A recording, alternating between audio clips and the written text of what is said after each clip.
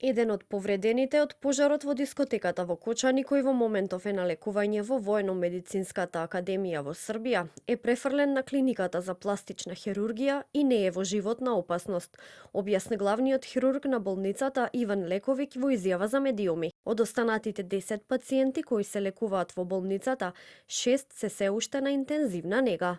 На Воено-медицинската академија има 10 пациенти, од кои 6 се на интензивна нега, сите се во тешка состојба. Единствен позитивен развој е што еден пациент го напушти оделението за интензивна нега и е префрлен на клиниката за пластична хирургија. Тоа е чекор кон подобро. Неговиот живот повеќе не е во опасност, но допрва престои голема борба за закрпнување. Стабилна е и состојбата на тројцата пациенти од Македонија кои се лекуваат во хрватските болници.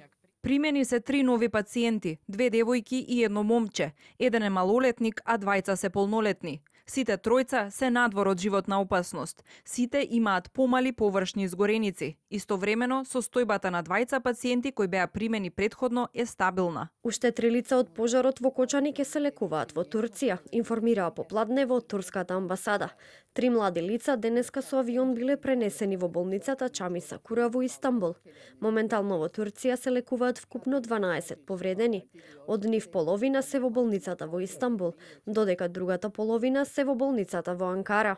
Според министерот за здравство Арбен Таравари, постои можност уште 10 пациенти да се испратат на лекување во странство.